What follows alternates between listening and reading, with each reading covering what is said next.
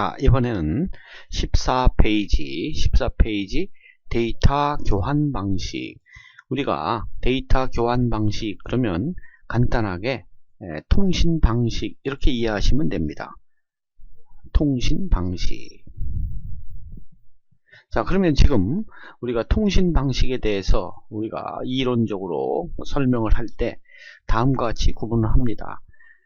교환 방식, 즉 통신 방식은 첫째 회선 교환 방식이라는 것이 있고 축적 후 교환 방식이 있는데, 여기에서 대표적으로 패킷 교환 방식이 있고 메시지 교환 방식이 있다, 이렇게 구분합니다.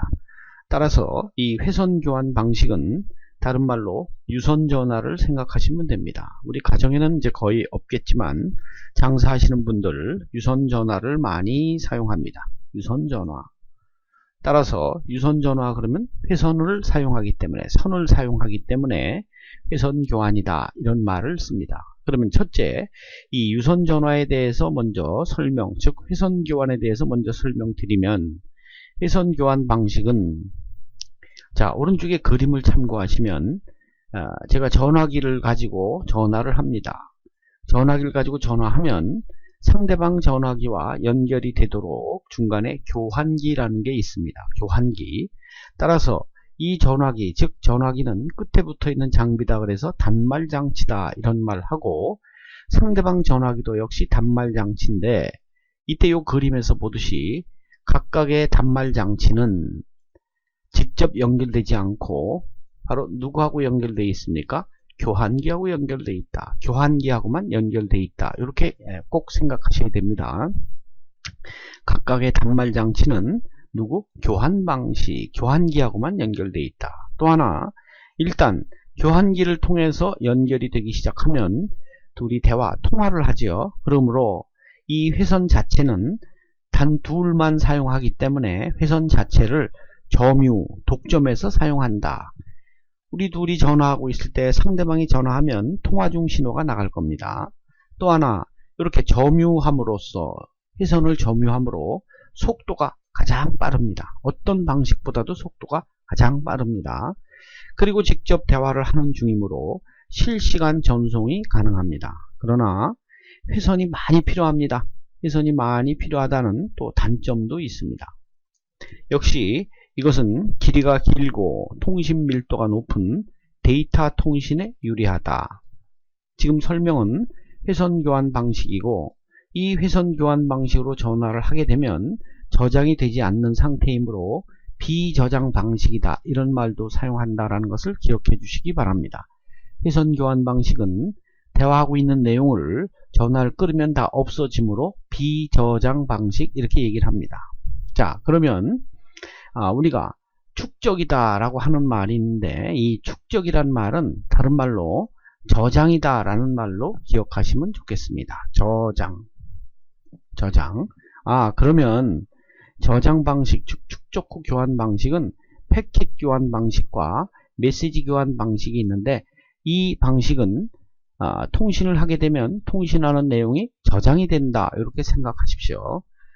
이 중에서 시험에는 이 패킷 교환 방식이 가장 많이 나오는 편입니다. 패킷 교환 방식은 데이터그램 방식과 가상 회선 방식이 있다. 자, 그러면 지금 설명드린 여기 패킷 교환부터 설명을 드리도록 하겠습니다. 페이지를 넘겨서 15페이지.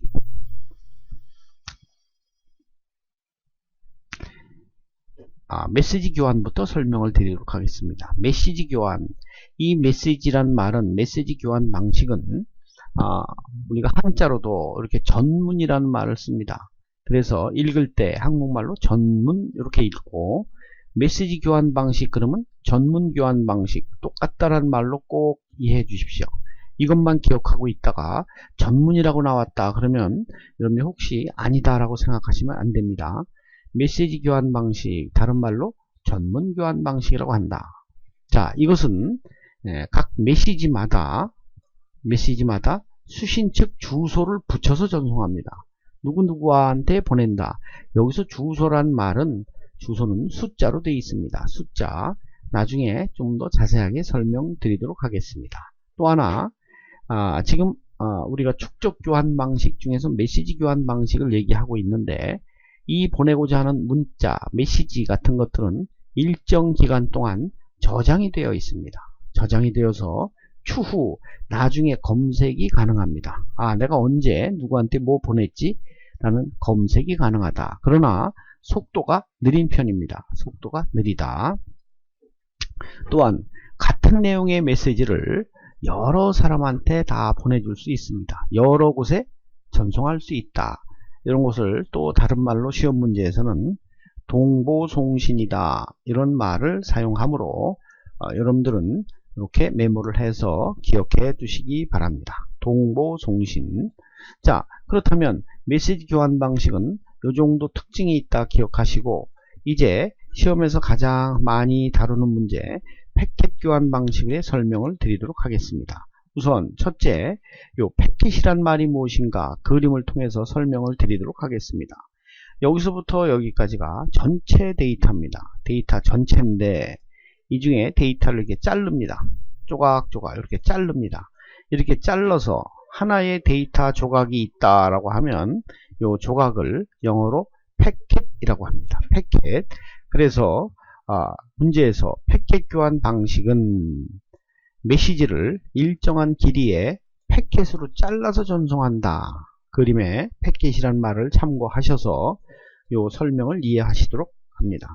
그 다음에 패켓 교환망은 OSI 참조 모델, 조금 있으면 배우는데 7계층으로 되어 있습니다. 여기에서 네트워크 계층에 해당이 된다.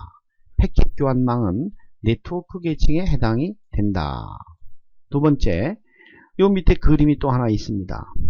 여기 지금 제가 컴퓨터 앞에 앉아 있는데, 멀리 있는 아는 분한테 뭘 정보를 보내기 위해서 서로 통신한다 그러면 상대방도 컴퓨터가 있습니다.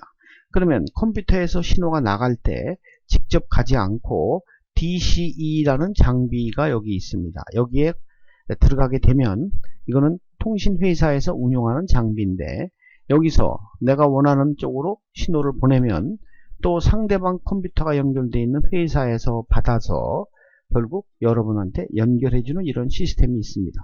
상대방 나라에는 DTE라는 장치가 있습니다. 따라서 여기 있는 컴퓨터 처리계, 일을 처리함으로 처리계라고 하고, 컴퓨터에서 나와서 DCE 회선 종단 장치다. 종단이란 말은 끝에 붙어 있다.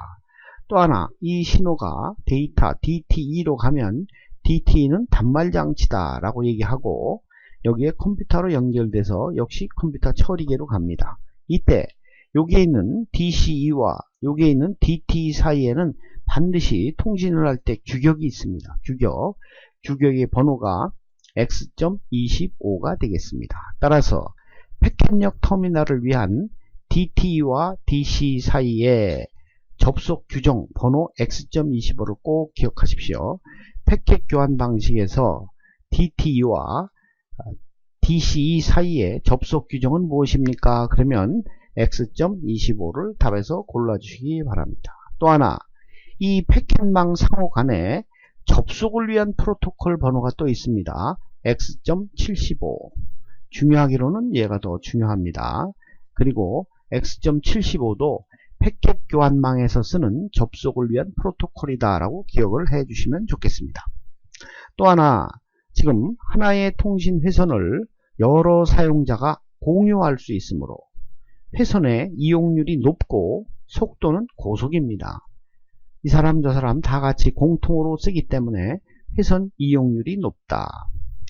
또 하나, 지금 현재 우리가 패켓 교환 방식을 그림으로 간단하게 보여드리면, 송신 측에서 수신 측으로 신호를 보낼 때 경로는 여러 가지가 있습니다. 하나의 경로가 선택되겠지만, 이 송신 측에서 데이터를 잘라서 패켓 1번, 패켓 2번, 패켓 3번이 각각 따로따로 길을 간다 하더라도 수신 측에 도착을 하면 이것은 수신 측에 도착한 분할된 패켓은 어떻게 해야 된다? 재조립을 해야 된다. 재조립을 해야 된다. 또 하나, 지금 통신에서 보다시피 이 1번에서 가다가 통신에서는 막 가려고 하는데 여기가 고장이 났다. 그러면 요 회선에서 이쪽 옆으로 돌아갈 수 있으므로 회선, 통신 회선 등의 장애가 발생하면 다른 경로를 선택하여 우회할 수 있다. 즉 돌아갈 수 있다는 장점이 있습니다. 왜? 가는 길이 여러 개이기 때문에, 또 패킷들은 잘라서 가기 때문에 우회하기가 쉽습니다. 또 하나, 역시 음성 전송보다는 데이터 전송에 더 적합하다. 데이터 전송에 더 좋다. 이러한 것들이 일반적으로 패킷 교환 방식의 특징입니다. 그러면 이것 중에서 첫 번째 데이터그램 방식과 가상 회선 방식이 있습니다. 그러면 비교를 해 보겠습니다.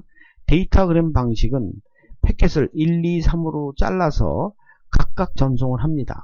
따라서 패킷이 독립적으로 전송이 된다. 따로따로 전송이 된다. 두 번째, 이 패킷은 이 중간에 라우터란 장비가 있습니다. 굉장히 중요한 장비입니다. 이 라우터가 1번 패킷, 2번 패킷, 3번 패킷을 가장 좋은 최적의 경로를 선택해서 패킷을 전송하는 역할을 합니다. 누가? 라우터가. 중요한 말입니다. 라우터란 말 나왔습니다.